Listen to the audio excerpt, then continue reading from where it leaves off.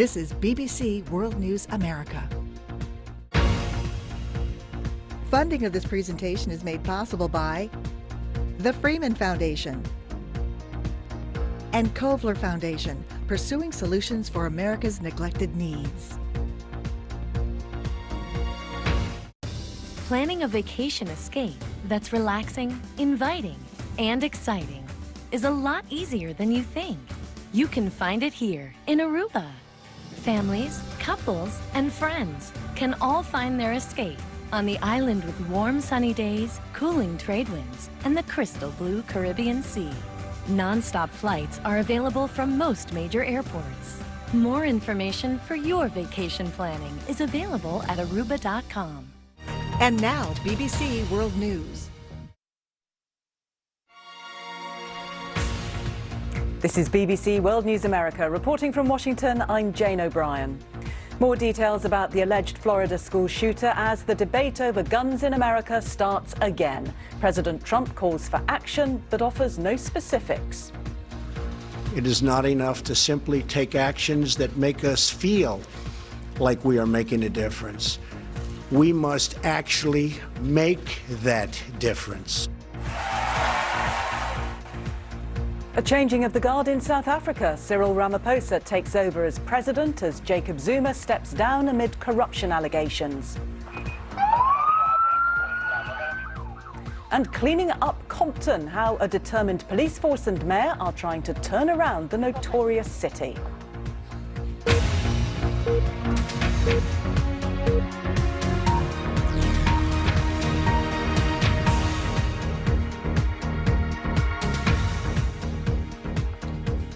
Welcome to our viewers on public television in America and around the world.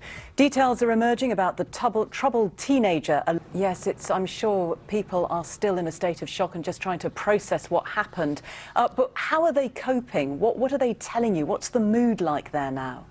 Let's take a quick look at some of the day's other news now. And the US Secretary of State Rex Tillerson has warned that the involvement of Lebanese militant group Hezbollah in regional wars will have a negative impact on Lebanon itself. Mr. Tillerson was speaking in Beirut, where he held talks with the President, Speaker of Parliament and the Prime Minister. The former Oxfam worker accused of paying for prostitutes while working in Haiti and Chad has written an open letter clarifying his involvement. In a 4-page document, Roland van Halmeriren describes how he handled situations in Liberia, Chad and Haiti. He denied paying for sex and said that an event he attended in Haiti was not, as alleged, a sex party.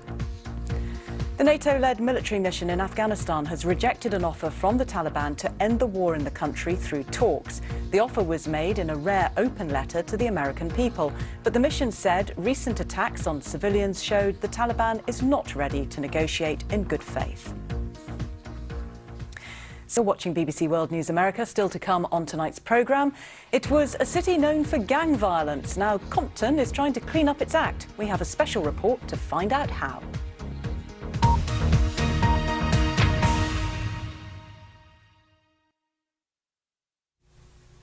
We hear a lot about the journey athletes take to compete at the Olympics, but what about their parents? Well, one Swiss couple decided that instead of flying to see their son compete, they'd rather travel almost all the distance by bicycle.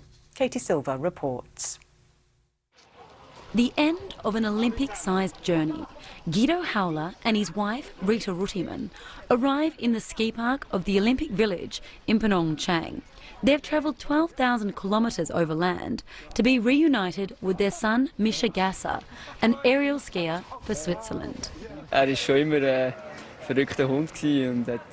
He's always been a crazy one and done lots of exciting and crazy things. I wasn't too surprised to hear about their trip. Guido and Rita started their bike tour in March last year in Olten, Switzerland. Their journey took them through 20 countries, from the Balkans to Central Asia. Their toughest challenge was the Pamir Highway, a road that traverses mountains from Afghanistan to Kyrgyzstan. We were totally exhausted. After 2,500 kilometres on gravel road, up to 4,500 metres altitude. It was very cold and we had very average, limited food.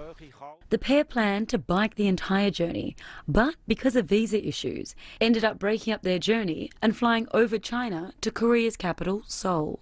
From here, they braved freezing temperatures on bike. Im Zelt verbracht bei -10 Grad. The past 2 nights we spent in our tent.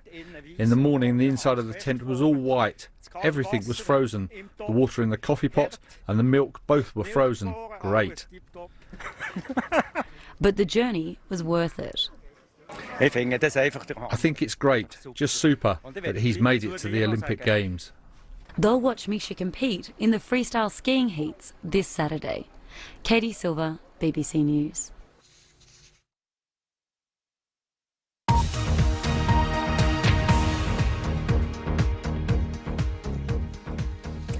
As Florida, and you'll be able to find much more on all the day's news on our website, including the latest on that shooting in Florida. 17 people were killed and the alleged shooter has appeared in court. I'm Jane O'Brien. Thanks for watching World News America.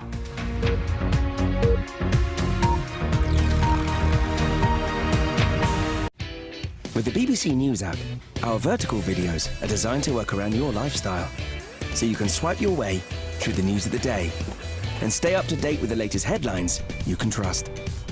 Download now from selected app stores. Funding of this presentation is made possible by the Freeman Foundation and Kovler Foundation, pursuing solutions for America's neglected needs.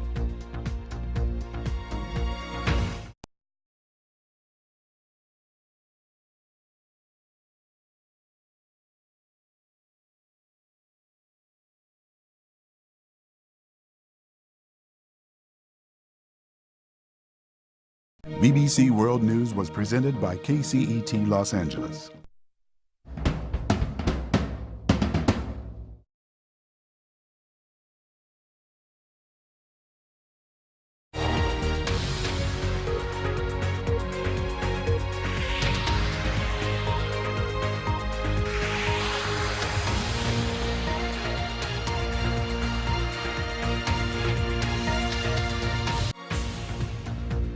This is BBC World News.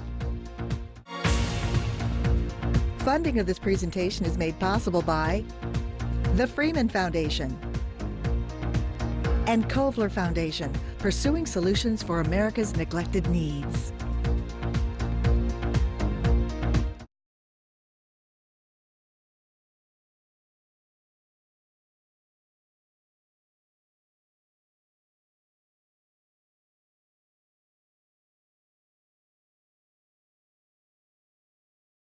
And now, BBC World News. A very warm welcome to BBC News, broadcasting to our viewers in North America and around the globe. My name's Mike Embley. Our top stories. Nicholas Cruz, the teenager accused of killing 17 people at his former Florida high school, appears in court.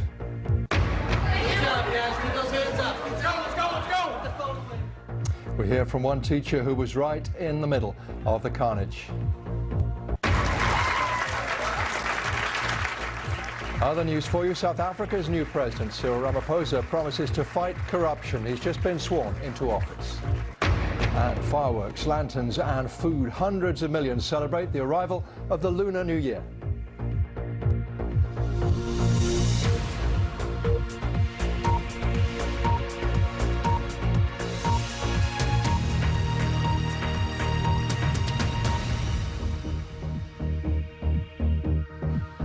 Hello. With 17 dead in Wednesday's Florida school shooting, Democrats in the U.S. have criticized President Trump and the Republican Speaker of the House, Paul Ryan, for refusing to discuss gun legislation. The president reacted to the killings by speaking of mental health and saying school safety would be his top priority, but he failed to address calls from some members of Congress for a review of gun laws. The shooting suspect, Nicholas Cruz, obtained his assault rifle and ammunition legally. From Parkland, Aline McBall has this report. Round up some more of the main news for you. President Trump's former chief advisor, Steve Bannon, has again refused to answer key questions put by the House Intelligence Committee investigating Russian interference in the 2016 election. He did answer 25 pre-written questions approved by the White House. Some Democrats have threatened him with contempt proceedings. The Brazilian president has signed a decree to send emergency resources to help Venezuelan migrants. Around 40,000 have fled across the border to escape a deepening economic crisis. They're living on the streets. And Venezuelan and Colombian authorities are coordinating to deal with the increase in Venezuelans taking part in attacks by Colombia's ELN rebels. The former senior Oxfam worker accused of paying for prostitutes while he worked in Haiti and Chad has written a 4-page open letter clarifying his involvement. Roland van Hammer-Eren describes how he handled situations in Liberia, Chad and Haiti. He denies paying for sex and says an event he attended in Haiti was not, as alleged, a sex party. So much more to come on BBC News, including this, the biggest show on earth, the Chinese TV spectacular that welcomes in the Lunar New Year.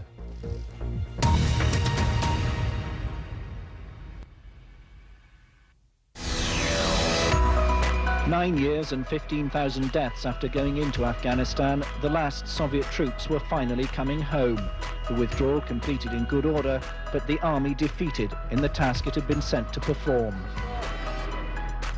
Malcolm has been murdered. That has a terrible effect on the morale of the people. I'm terrified of the repercussions in the streets. One wonders who is next.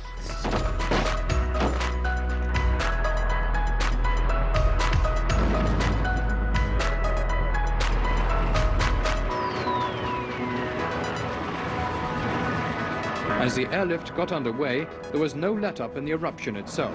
Lava streams from a vent low in the crater flow down to the sea on the east of the island, away from the town for the time being. But it could start flowing again at any time. The Russians heralded their new generation space station with a spectacular night launch. They've called it Mir, the Russian for peace.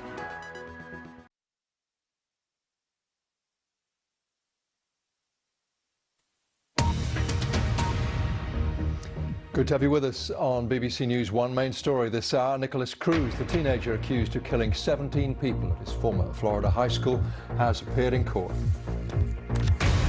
Later, Charlie Brown there. Quick look at what's been happening on day 7 of the Winter Olympics in South Korea, starting with some alpine skiing. Austria's Matthias Mayr has taken gold in the men's Super G, breaking a Norwegian stranglehold, which dates back to 2002. Korea's Jung Sun-bin came first in the men's skeleton, just ahead of Russian athlete Nikita Trebuto. Great Britain's Don Parsons took bronze, the first medal for Team GB at these games. And Italy's Michela Moioli is celebrating. She won the women's snowboard cross final. To keep up to date with all the action, go to the BBC Sport website. And it isn't just China's celebrating. This, a sea of red lanterns in Kuala Lumpur. Plenty of dogs. With the BBC News app, our vertical videos are designed to work around your lifestyle, so you can swipe your way through the news of the day and stay up to date with the latest headlines you can trust. Download now from selected app stores. Funding of this presentation is made possible by the Freeman Foundation and Kovler Foundation, pursuing solutions for America's neglected needs.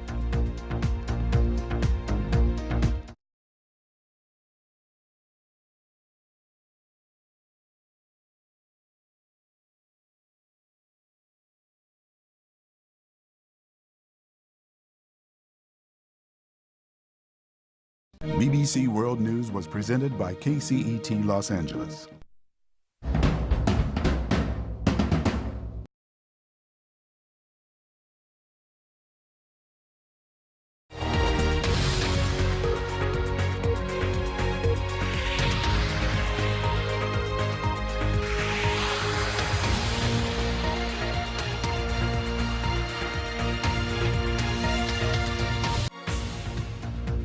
This is BBC World News.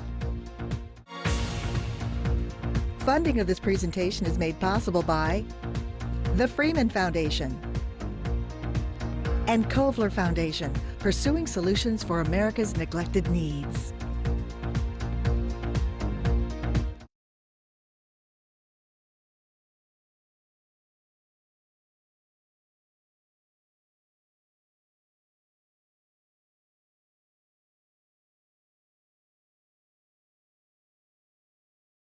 And now, BBC World News.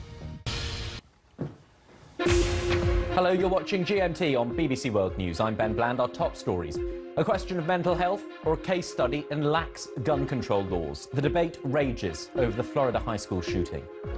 As friends and relatives join a candlelit vigil, a former pupil is charged with 17 counts of premeditated murder. There have been widespread calls for tighter laws on gun control. But do Americans really want any limit on their right to bear arms? Following the Oxfam scandal, the UN Secretary-General tells BBC World News that sexual harassment is commonplace across the charity sector. These are widespread problems that all organizations, international organizations, national organizations, the private sector have, and they need to fight it very strongly.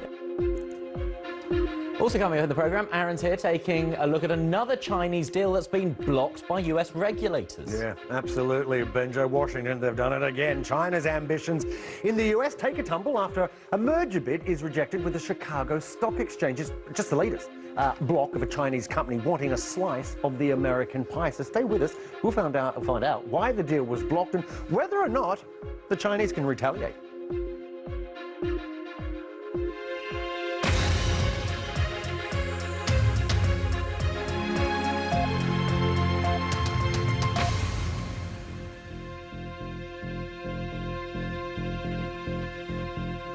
Hello and welcome to GMT. I'm Ben Bland. More funerals are to be held in Parkland in Florida for the victims of Wednesday's high school shooting there. On Thursday, thousands attended a candlelit vigil to honour the 17 students and teachers who were killed. Many in the crowd chanted, "No more guns," and applauded speakers demanding tougher firearm laws. Police say the teenager accused of the killings has confessed to the shooting. Our correspondent Neda Tawfiq is in Parkland in Florida. Neda, just bring us up to date on the latest as far as the suspect is concerned. Well, the suspect, yes, President Trump says he plans to visit soon. And, you know, for a president who has never shied away from talking about controversial decisions in the name of safety and security for Americans, many here are wondering if he's going to come with new, fresh ideas or if he'll still remain silent on gun control. I think what's been so fascinating about this particular shooting, despite having so many in this country before it, is that Americans have been able to see those terrifying videos of kids just absolutely helpless and shaking inside their classrooms. And what we've heard from students here is that they don't want to be just considered another number, that they want this to be a rallying cry to the nation to kind of examine its stance on gun control. And again, just several teachers and students here have spoken about how they do want guns to be part of this debate. Majority of Americans agree that those with mental health issues shouldn't be able to get their hands on guns, that there should be restrictions on semi-automatic weapons. And so there are these points that people in the community feel there can be made progress on. OK, Neda, thanks very much. Neda Tawfiq there in Parkland, Florida for us. The Secretary-General of the United Nations has told the BBC that there are widespread problems across global charities. Antonio Guterres was addressing the recent controversy at the British charity Oxfam. He called for a global register of charity workers and he spoke about a gender imbalance across the sector. Oxfam faced criticism over the way it handled claims that staff hired prostitutes in Haiti in 2011. He was speaking to our chief international correspondent, Lise Doucette, ahead of the world's biggest security conference that begins in Munich. In fact, Lise is there at the conference for us now and joins us live. Lise. Yes, you join us now from Munich, and you can see behind me the entrance. Let's round up some other news for you from around the world. Turkey and the United States have agreed they need to improve relations after a period of strain between the two countries. The US Secretary of State has been meeting the Turkish Foreign Minister in Ankara on the last day of his trip to the Middle East. Tensions have risen between the two NATO allies over the conflict in Syria. Rex Tillerson said they shared the same objectives in Syria but called on Turkey to show restraint in its offensive against Kurdish fighters in the Afrin region. Police in New York City have arrested a former schoolteacher and his twin brother on bomb-making charges. They were held after bomb-making materials were found at their home. The authorities also found a diary containing threats and an explosives manual. The two have pleaded not guilty to the charges. Hundreds of people have taken to the streets of Tel Aviv to protest against Israeli Prime Minister Benjamin Netanyahu after police recommended his indictment for alleged corruption. Mr. Netanyahu has rejected calls to step down after police recommended that he be indicted for bribery, fraud and breach of public trust. Stay with us here on BBC World News, still to come. Why the number of orangutans in Borneo has halved in just 16 years.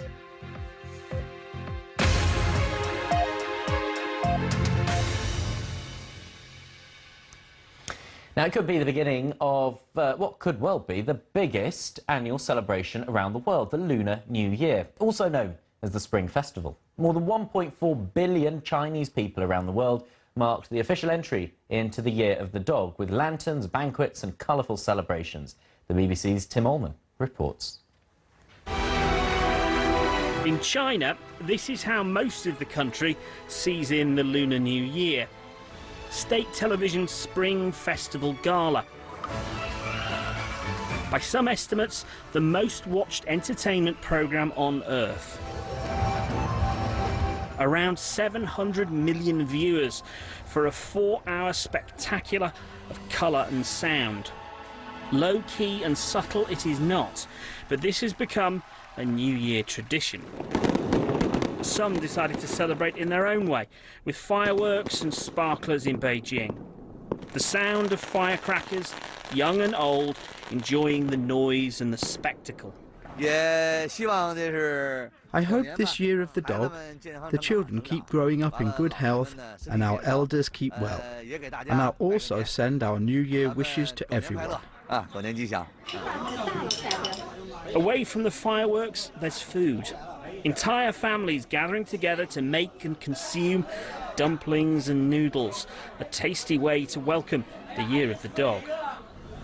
At this Buddhist temple in Shanghai, people prayed for good fortune. They burned incense, looking forward to new opportunities. And it isn't just China celebrating. This, a sea of red lanterns in Kuala Lumpur. Plenty of dogs were present, some symbolic, some real. Hundreds of millions of people coming together to say goodbye to the old and hello to the new. Tim Allman, BBC News.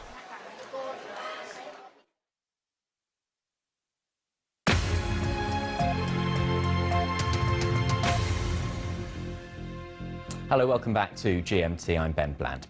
And don't forget, you can reach me and some of the team here on Twitter. I'm on there at Ben M. Bland. There's plenty more on the stories we've covered and others as well on the website, bbc.com/news, or you can find them by downloading the BBC News app. This is GMT. Thank you for watching.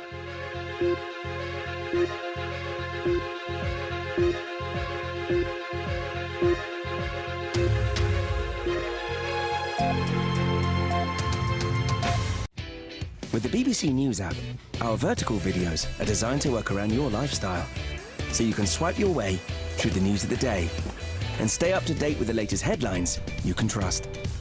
Download now from selected app stores. Funding of this presentation is made possible by the Freeman Foundation and Kovler Foundation, pursuing solutions for America's neglected needs.